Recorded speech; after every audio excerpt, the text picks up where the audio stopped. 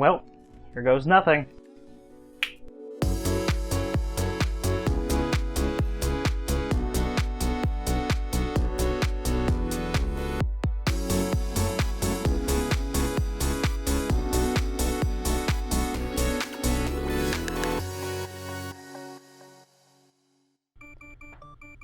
Today we'll be reviewing... Oh, not that one. Paper Mario, the Origami King for the Nintendo Switch. Paper Mario the Origami King is the latest entry in what I like to refer to as the new Paper Mario series. Starting with Sticker Star on the 3DS, Color Splash on the Wii U, and now Origami King on the Switch. These games are a departure from what I will be calling traditional Paper Mario games. By that I mean no longer RPGs, but puzzle adventure games. In an interview with Kensuke Tanabe, one of Paper Mario's producers, he says, "I do think it's difficult to satisfy certain fans with the adventure game direction if they think of Paper Mario games as simply being RPGs.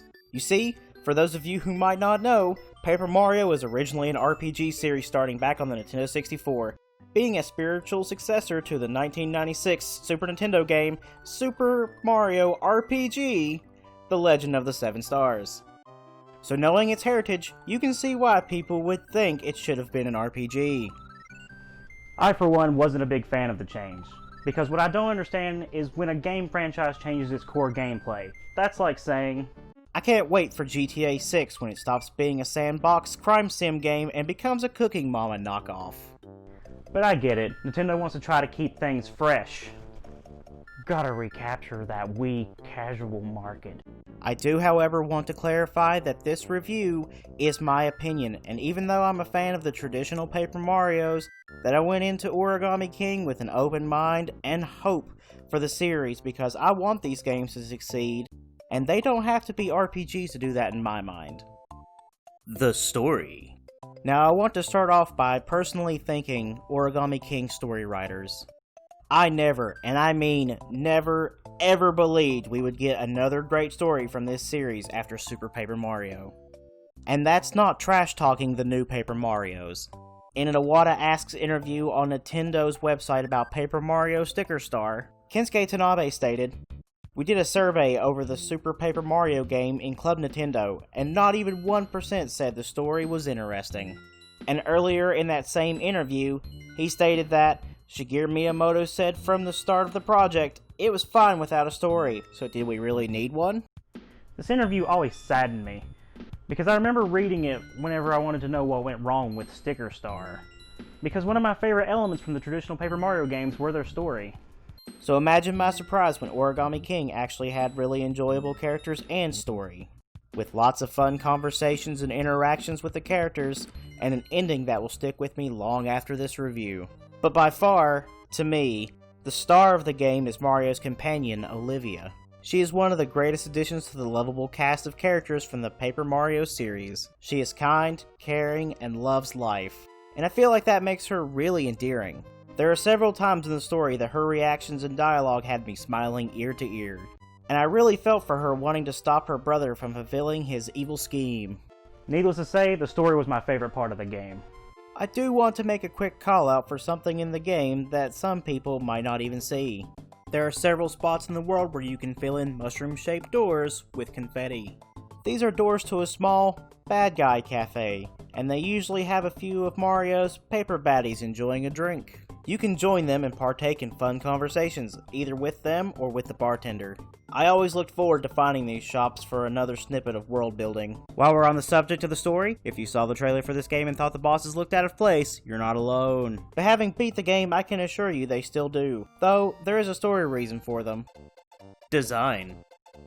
The graphics in Origami King are the best in the series. And I know that might not feel like a fair statement when it's on the newest Nintendo hardware at the time of this review, but the Paper Mario series is just that, made of paper. So other than making the sprites 1080p and more colorful than ever, and the paper diorama worlds more believable, there really wasn't much that needed to be done. The Paper Mario team has clearly mastered the art of papercraft designs and aesthetics, making the most of their environments and the spaces they needed to fill. A lot of great details went into the towns, shrines, and the surrounding areas, with fun paper effects to boot. I absolutely loved the flowing water paper. I think it looks fantastic. Now, as I briefly mentioned before, in the game, there are these torn or empty spots in the world where you can see a metal frame holding up the world underneath. And you can use your confetti to fill them in. This was super satisfying to me. I love getting the little notification in the corner that I had fixed the entire zone. And no, it's not because I have OCD.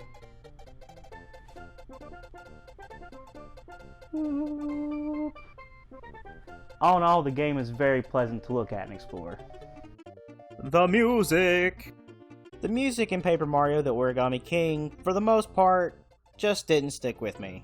Aside from the over-the-top musical numbers, which I admit I enjoyed quite a bit.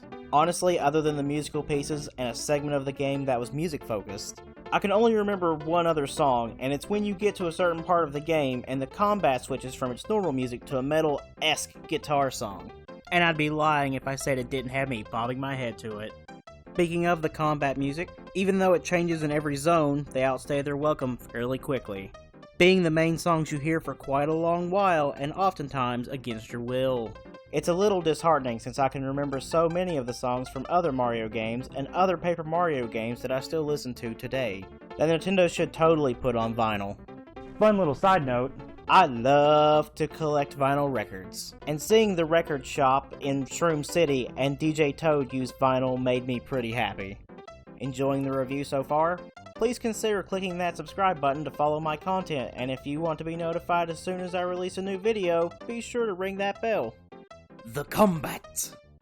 well, since it's more than half the game, let's talk about the combat system. My major issue with Origami King is 100% the combat.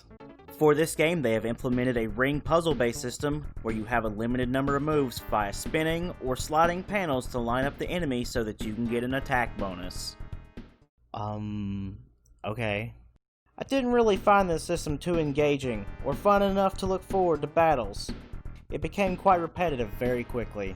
They are still trying to keep an arbitrary pseudo-RPG style from the traditional Paper Mario games, which is weird to me when they clearly want to remove themselves from those games, though it feels like they are adding in old elements for the fans of the traditional Paper Marios, even though they are no longer the target market for these games. With turn-based battles, overworld enemy encounters, the Toad audience, semi-partners, and the kinda badge system. Let me really quickly talk about the partners. During your run in Origami King, you will get partners to travel along with you aside from Olivia. I won't list who they are so I don't spoil it for anyone who hasn't seen the trailer or is still wanting to play this game, but I will say they are a nice addition to the conversations in the story. However, when it comes to their usefulness in combat, they are nowhere near the level of the partners from the traditional Paper Mario games.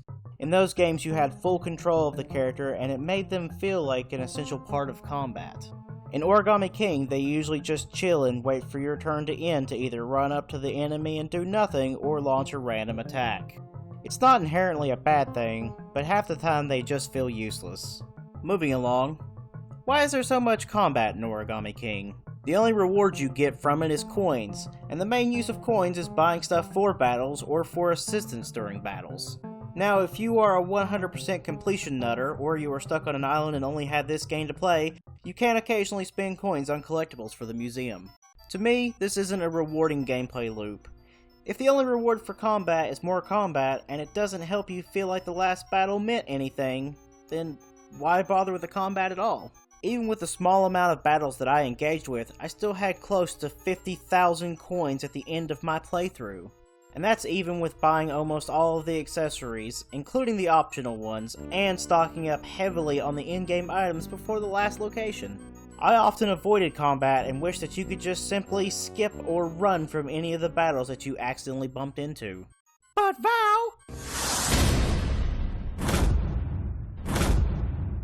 You can run from combat! Why, yes, you can indeed try to run from combat, but oftentimes this results in a few unfavorable outcomes. You try to run, and Mario falls on his face. There's no reason given for this other than you failed to run. And for me, at least, this would happen for several rounds, allowing the enemy to just wail on Mario each time. Just really making me take in the thrill of the combat. Or worst of all, would be when you get into a fight and try to run and waste your turn doing so. only for Olivia to then tell you that you cannot run from the fight. Now, I understand that there are mandatory encounters, but in traditional Paper Mario games, they would tell you at the start of the battle that you couldn't run from a particular fight, and even if you tried, it didn't waste your turn. The only good thing about successfully running from an enemy is that they disappear from the world so you don't accidentally bump into them again, and the only thing you missed out on was coins. Oh no, how sad. Now for the bosses, it's a little bit different. Instead of spinning and moving the rings to line up the enemies, you are creating a path to the boss at the center of the ring, guiding Mario with arrows and other useful symbols for him to collect or interact with, and ensuring he is attacking the boss in the correct location. Although I'm not a big fan of the ring system, the boss battles at least were a little more enjoyable than the random encounters. Now, in preparing for this review, I stumbled across an interview about the combat system. In an interview with the German website PC Games, Kensuke Tanabe mentioned the battle system in the Paper Mario series, stating how his team strives to change the combat system every time. To me, this could be great, because they're not sticking to Sticker Star's train wreck or Color Splash's annoying combat systems and moving on from the tediousness of Origami King's system. I can only hope that if they find a system that makes fans happy again, that they would stick with it. In conclusion, with great story elements, really enjoyable characters like Olivia, creative and colorful environments like the shrines and towns, I feel like this is a great step in the right direction for the series. That being said, due to the mostly forgettable soundtrack and the bulk of the game being centered around a disappointing, repetitive, and unrewarding combat system, I would give Paper Mario the Origami King for the Nintendo Switch a 6 out of 10. And I know the Paper Mario team did the best they could with the, in my opinion, stupid self-restrictions that Miyamoto has put on them, that I would have mentioned earlier in the review, but I already had 3 interviews to help illustrate my earlier points, so I didn't want a 4th. Now, I'm not a game developer, but I do want to make a suggestion that I feel could have made the game better in a part of the review I call How I Would Improve the Game. As I said in the review, my biggest issue with Origami King is its combat system.